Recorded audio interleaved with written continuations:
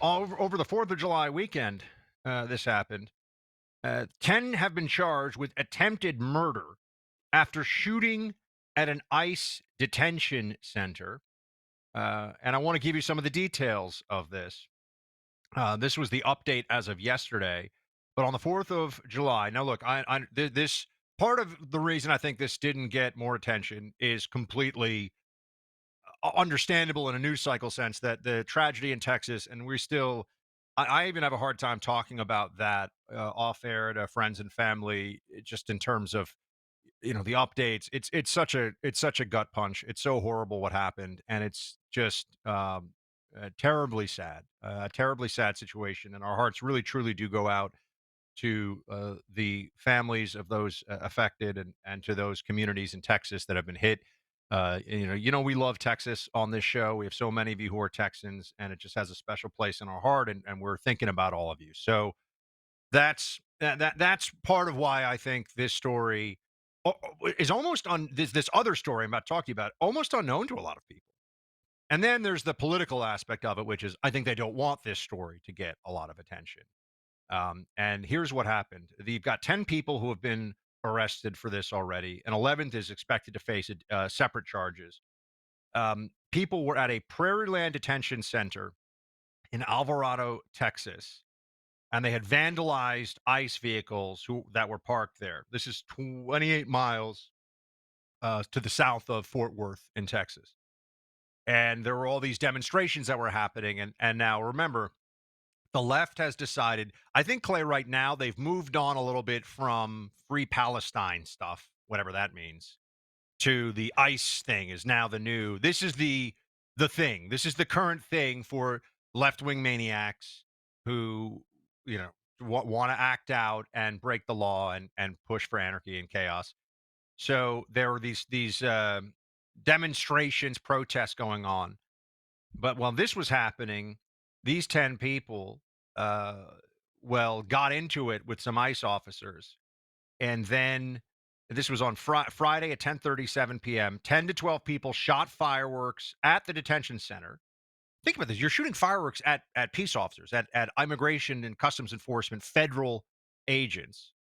And then one of the two people separated from the group and wrote graffiti, "Ice Pig" and "Traitor" on the car. Now, "Ice Pig," I believe, means kill the police, just putting that out there. So they're writing on the car, on the ICE, immigration and customs enforcement vehicles, and then "Traitor," of course, we all know what that's about. A officer from the Alvarado Police Department arrived at the detention center parking lot. He got out of the vehicle. A person in the woods opened fire with an AR-15, shot this officer in the neck.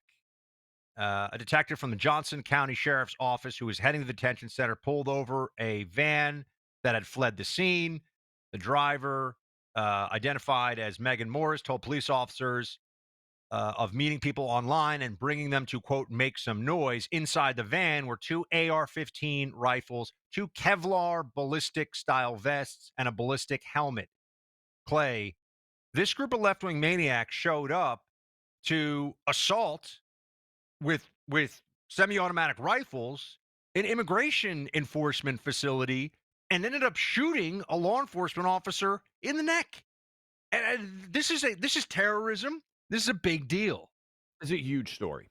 It's a huge story, and I think you're right that because it happened in Texas in the midst of the flooding and over July Yes. 4th weekend, it hasn't gotten the attention that it otherwise would. I think that's even true on Fox News and the Wall Street Journal and the New York Post and places that you would assume would cover this.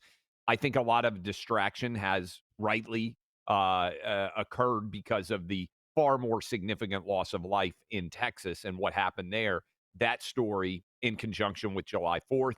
This is one, though, that I do believe is incredibly important to focus on because what it represents, what we talked about the Jan 6th, Democrats were able to create what I think is a fundamental lie in the larger marketplace of ideas. And they were able to seed it and they were able to argue it. And many of their supporters believe it, which is Trump supporters are uniquely dangerous and violent. and therefore we must have them underneath the microscope of the security apparatus. And when you did that, you could then remember the Gretchen Whitmer kidnapping? There Yes. were a lot of stories that they were able to feed, and we talked about this on the program. When you tell FBI agents, "Hey, this is our focus. We need you to find people doing these crimes," and then you know the media is going to cover it when you find it, they created the idea that Trump supporters were uniquely dangerous. It isn't true. I think, in fact, most violence that's happening of a political nature in the last 4 or 5 years has actually been left wing led, Well, and this is where are you? representative of that. Well, what happened to the DHS and these other agency bulletins that were suddenly coming out under the Biden administration with the threat of white nationalism, and we have to be so concerned about the white nationalist terrorists. And we're sitting around, and we used to say this on the show. I've said Biden this a said the million number times. one threat to America was white supremacy. Joe Biden. That's Yes, what he said. I still to this day I have met jihadists, and I have seen what they are capable of. I've never met a white supremacist, and I I'm live with in you. America. I've never met one. So I Yeah. sit here and I say to myself, "That's the biggest threat in America." It was all not. It was all, of course, inflated. Again, do they exist? Yeah, of course. Are they something that people are concerned about day to day in a country of 350 million people? No, they are not. Imagine for a second, and this just I think puts it into context that we have 10 people here have been charged with attempted murder of a federal officer. Okay, 10 people have been charged with attempted murder of a federal officer, basically ambushing this ICE agent at this facility in Texas with rifles, trying to kill the guy. And Clay, imagine if FBI officers who were arresting, again, I'm going to this because it's very partisan thing in the moment. Right now, immigration's the very partisan fight nationally. And we're on the side of good and the law with this one. But imagine on the J6 thing for a second, 10 J6 supporters, or 10 people who were supportive of the J6 rights movement, which is all it was. These people should be treated fairly and not treated like monsters and members of Al Qaeda, for, in many cases, not really doing anything. And then there was an ambush of an FBI officer who got shot in the neck trying to serve a warrant on J6. Clay, there would be like armored cars patrolling the streets of America with loudspeakers declaring martial law under Biden. I mean, it would be a full scale national freakout if that had happened. And this story gets swept under the rug. And it's also swept under the rug at a time when you have this is a very common thing I keep hearing. They're saying, why do these ICE officers, these are elected officials in America, why do they have to cover their faces while they're doing these operations? Oh, I don't know, because they don't want their family to face death threats and possible actual attempted violence because they're enforcing the law. What does that say about the Democrats? That the leadership is willing to throw law enforcement under the bus so quickly and so ruthlessly. I think this is true. And also, Buck, I would point out that Democrats are really on the wrong side of immigration still. Did you see this study that came out? Because I think it ties in. Signal came out with a study, A plus rating. I understand pollsters, as they are. You can agree or disagree with them, but this was pretty significant. Do you support or oppose deporting those illegally in the United States back to their country of origin? Support 61%, oppose 35%, even as we are still in the midst of Democrats trying to say, oh, this is the Holocaust. ICE agents are modern day Nazis. Listen to this too, Buck. White Americans, 65-31 support. Black, 53-37 support. Hispanic, 50-48 support.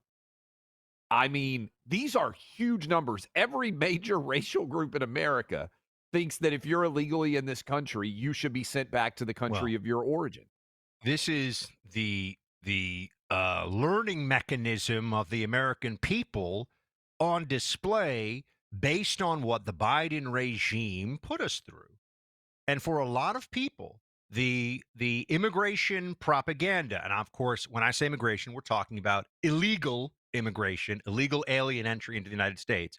The illegal alien propaganda was, oh, this is just about being a nice person and this is the way America was built, and they're doing the jobs Americans won't do and everything else.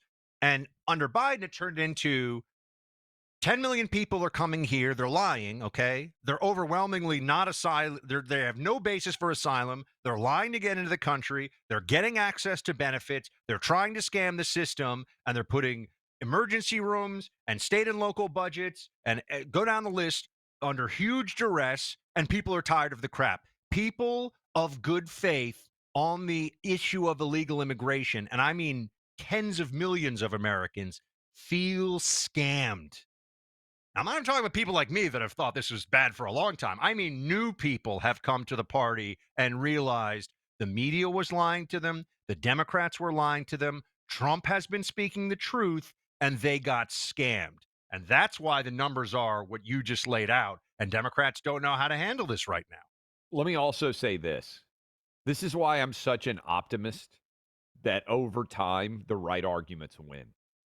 This is one where Trump was 1 billion% right. And think about all when he came down the escalator in 2015 and started his rise politically, what did he say? The border, the border, the border. People are illegal, violent criminals are coming across the border. And they tried to cancel him. They tried to cancel him for that. And Trump has stayed on message for a decade now, leading with the border most of the time. And now the American public, black, white, Asian, Hispanic, has all been convinced that he is right on this issue. And this is why the marketplace of ideas is so important. Because you can take something, you remember this, Buck, when he started that, it was a minority opinion. They tried to cancel him. They took him off television. They Racist. wouldn't let him. Yes. They thought they could just shout him down with it's racist. Well, now a majority of Black Americans and a majority of Latino Americans agree with Trump. Yes.